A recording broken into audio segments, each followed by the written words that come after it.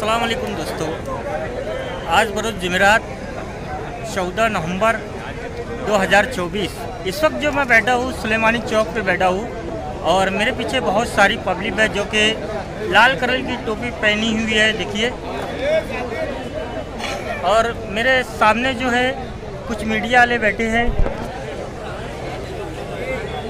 और उस तरफ जो है वहाँ पे स्टेट है। और इस वक्त जो टाइम जो हो रहा है ये ऐसा का टाइम हो रहा है, समझना 8:30 बज रहा है। और यहाँ पे जो है प्रोग्राम रखा गया है, ये सियासी प्रोग्राम रखा हुआ है, क्या कहते हैं इसे, जलसा। हाँ, तो ये जो है समाजवादी का जलसा है, एक सियासी बहुत ही बड़ा प्रोग्राम है। और हमारे मालेगांव शहर में हमारी चहेती जो है मेहमान इकरा हसन आने वाले हैं, तो उसी के लिए उनके आने से पहले कुछ माहौल मैं अभी बता रहा हूँ कि किस तरह का माहौल है।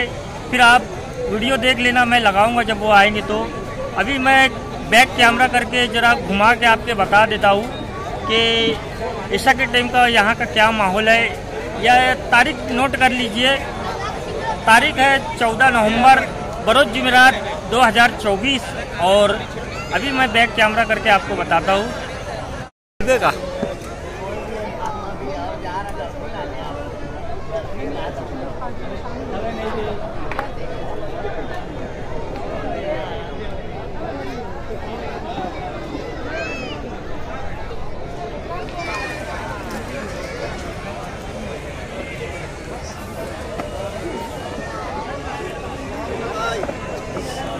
तो यहाँ पे कितना प्यारा माहौल बना हुआ है, सब लाल कलर की टोपी पहनते हुए बैठे हुए हैं। ये देखिए,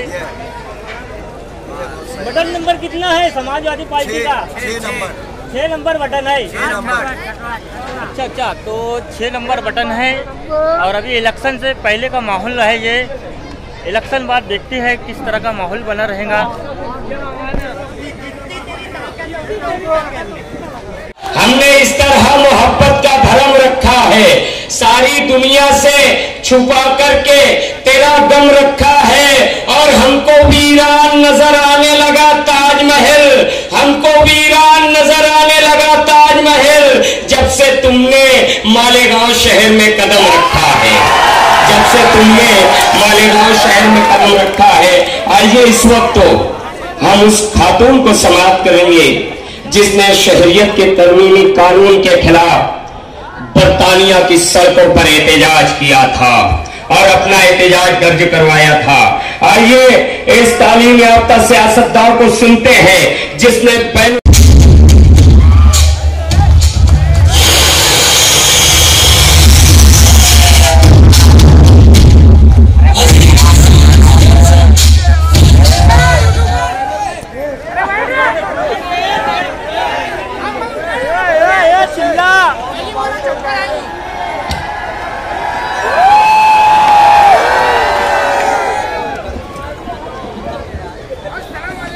मालेगांव की गयूर अवाम, मेरे बड़े बुजुर्ग भाई, मेरी माएँ बहनें, आप सभी को अस्सलाम वालेकुम, नमस्कार। सबसे पहले मैं दिल की गहराइयों से आपका धन्यवाद देना चाहती हूँ और उनके लिए एक शेर मैं आपके सामने पढ़ना चाहती हूँ कि हुजूम देख के रास्ता नहीं बदलते हम, हुजूम देख के रास्ता नहीं बदलते हम, किसी के डर से तकाजा नहीं बदलते हम। हजार ज़ेरे कदम हो रास्ता खारों का, हजार ज़ेरे कदम हो रास्ता खारों का, जो चल पड़े तो इरादा नहीं बदलते हम।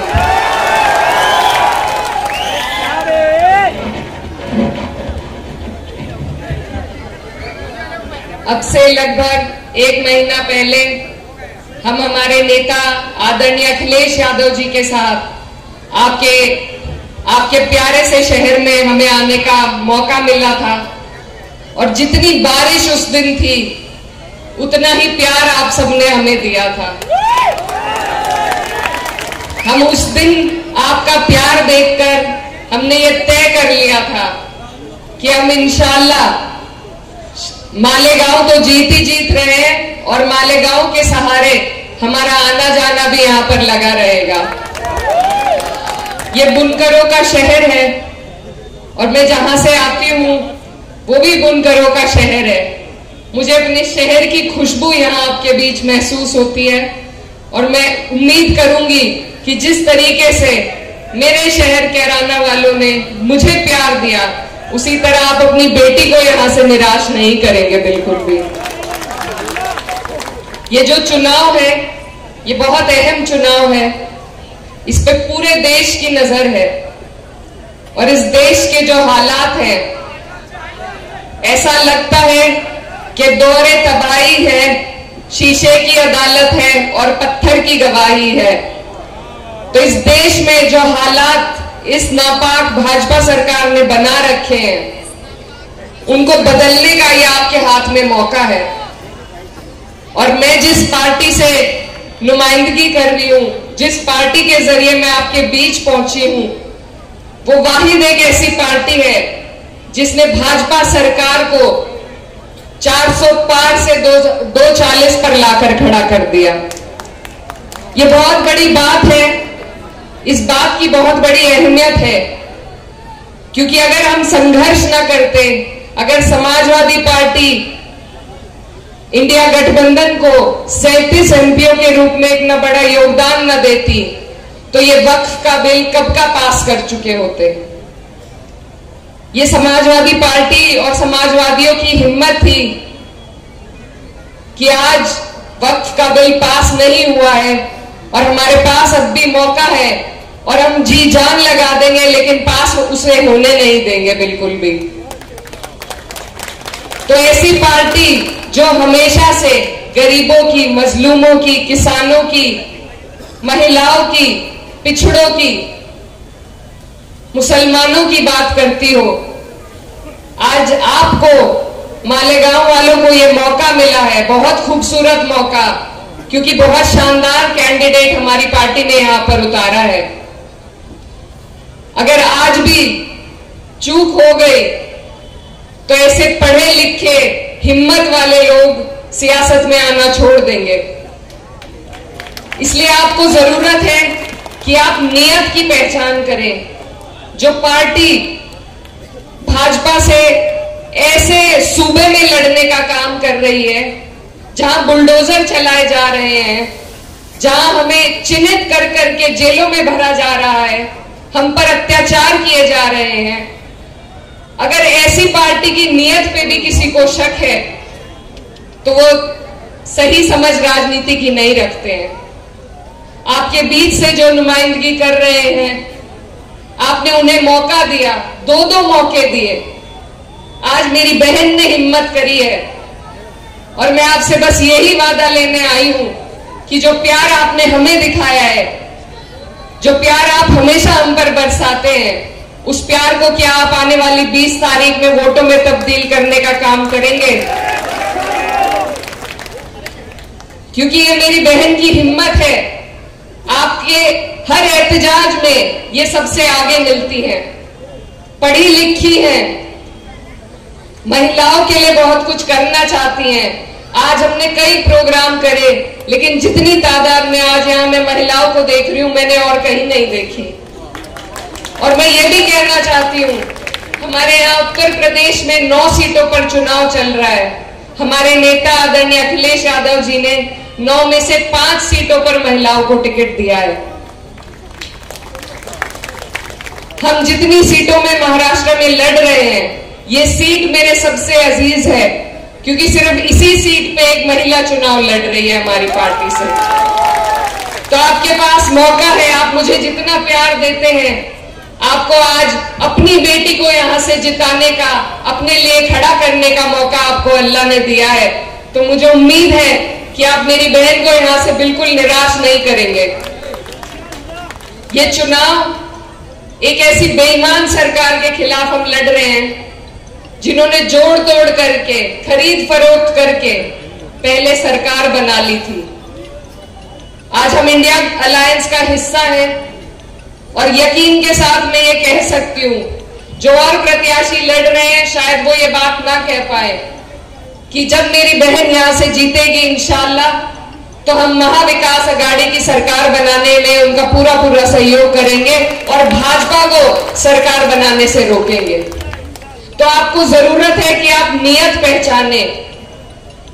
आपने बहुत मौके दिए औरों को, इस बार मैं आपसे गुजारिश करने आई हूं, अपनी बहन के लिए आपसे भीख मांगने आई हूं कि आप लोग उसका साथ दें, उसकी हिम्मत बढ़ाएं, उसकी हौसला अफजाई करें, क्योंकि जिनकी वो बेटी है उनकी खिदमतें भी आपके बीच में हैं।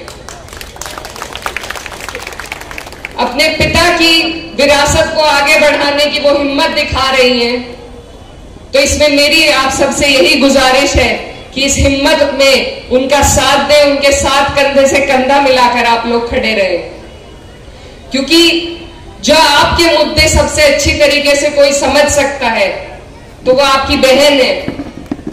और अगर ये एक बार का मौका है, हम सिर्फ एक बार का मौका मांग रहे हैं। अगर 5 साल इन्होंने आपके हिसाब से काम नहीं किया तो आपको दोबारा मौका मिलेगा, आप दोबारा बदल लीजिएगा।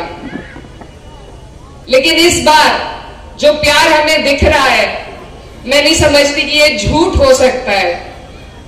तो इसलिए आप सबसे मेरी गुजारिश है, मुझे ये भी मालूम पड़ा कि हम मुफ्ती साहब के घर के बहुत पास हैं और उनकी तबीयत खराब है, तो मैं उनके लिए भी ऊपर वाले से दुआ करती हूँ कि अल्लाह में उन्हें शिफा दे, उन्हें सेहतयाब करे। लेकिन साथ में ये भी कहना चाहती हूँ कि अब मौका है कि हम युवाओं को, पढ़े लिखे शिक्षित लोगों को और खासतौर पर बेटियों को आगे बढ़ाएं। हम अपनी कथनी को अब करनी में बदलें, ये मौका आज आप लोगों के पास है। तो मैं ज्यादा कुछ ना कहते हुए, मैं बहुत दूर से आपके बीच आई हूं और खुद को मालेगांव की बेटी मानती हूं, और बेटी होने के नाते, और यहाँ पर सबसे ज्यादा उत्तर प्रदेश के लोग हैं, अलग अलग जिलों से हमारे उत्तर प्रदेश के लोग यहाँ पर रहते हैं। तो अगर समाजवादियों का हक आप पे नहीं होगा तो किस पे होगा? तो हम बड़े हक के साथ आपसे ये बात मैं कहने आई हूं। मैं आपकी बेटी हूं और मैं आपकी दूसरी बेटी के लिए आपके वोट की गुहार लगाने आपके बीच में आई हूं। मेरी बहन शाने हिंद को आप इतनी हिम्मत दें, इतना हौसला उनका बढ़ाएं कि मालेगांव वालों को दोबारा इकरा को बुलाने की जरूरत ना पड़े, उनकी बेटी उनके लिए वो काम करे।